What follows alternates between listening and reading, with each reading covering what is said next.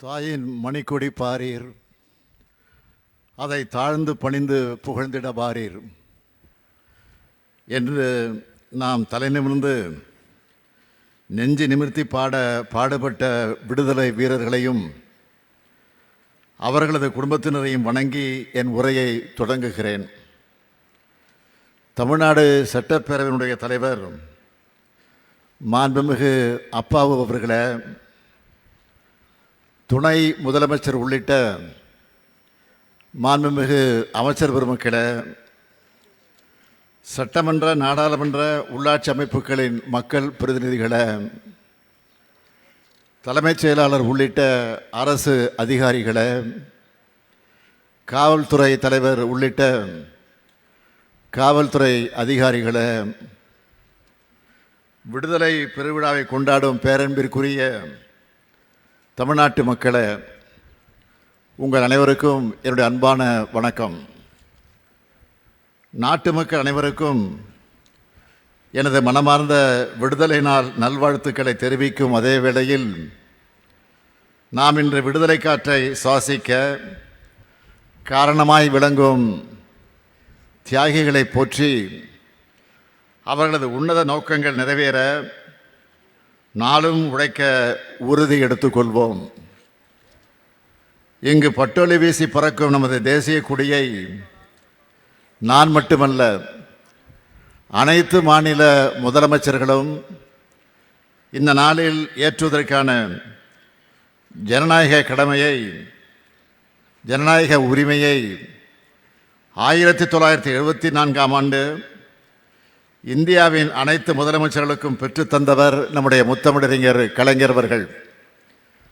தமிழ்நாட்டை 5 முறை ஆட்சி செய்த முத்தமிழறிஞர் கலைஞரின் வழி நடக்கக்கூடிய திராவிட மாடல் ஆட்சியில் 5வது ஆண்டாக தேசிய கொடியை ஏற்றி வைக்கக்கூடிய வாய்ப்பை நான் பெற்றமைக்கு பெருமை அடைகிறேன்.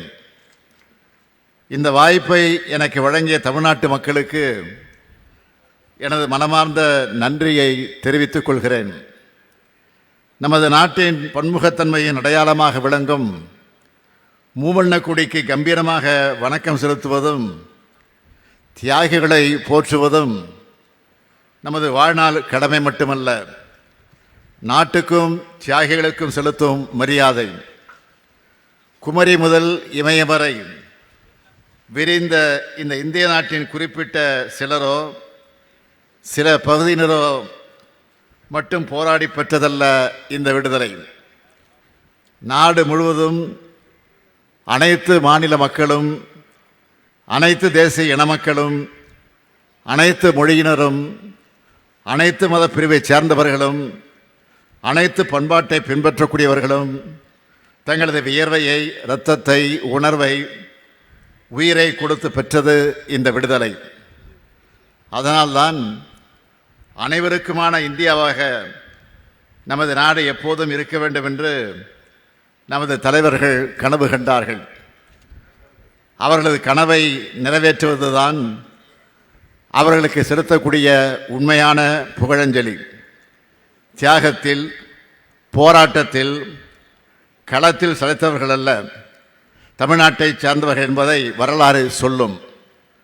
அந்த தியாகிகள் பெயரளவில் நினைவு கூர்ந்து மறப்பவர்கள்ல நாம்.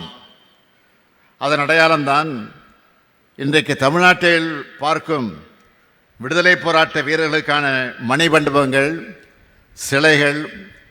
இவற்றில் பெரும்பாலும் திராவிட முன்னேற்றக் கழக ஆட்சியில்தான் உருவாக்கப்பட்டன.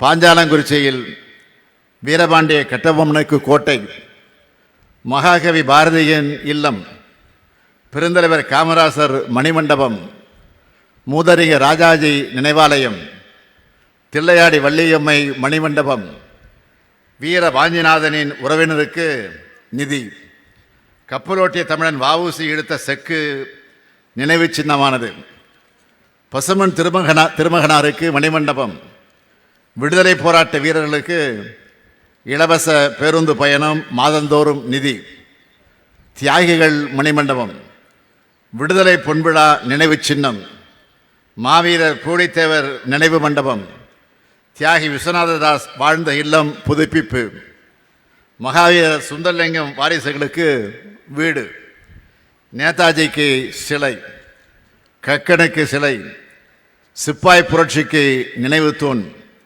என நாட்டுக்காக உழைத்த தியாகிகளை போற்றிய அரசுதான் திராவிட முன்னேற்றக் கழக அரசு. இந்த வரிசையில் இன்றைய திராவிட மாடல் ஆட்சியிலும் தொடர்ந்து தியாகிகளை போற்றி வருகிறோம். விடுதலை நாளின் 75வது ஆண்டு பெருவிழாவை ஒட்டி வெகு சிறப்பாக நாம் கொண்டாடினோம்.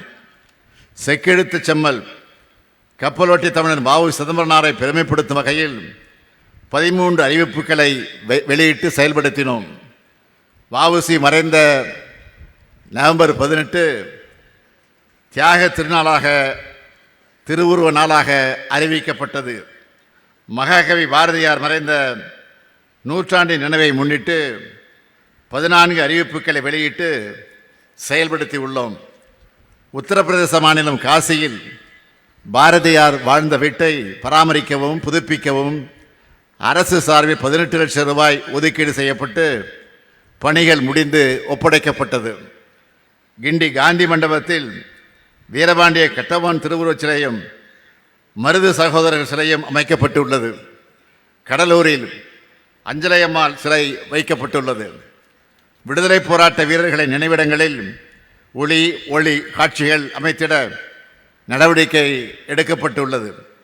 காந்தி மண்டபம், அருங்காட்சியகம், பெருந்தலைவர் காமராசர் மண்டபம், பெரியவர் பக்தவச்சல மண்டபம் ஆகியவற்றை மேம்படுத்த 3,36 லட்சம் ரூபாய் ஒதுக்கீடு செய்யப்பட்டுள்ளது.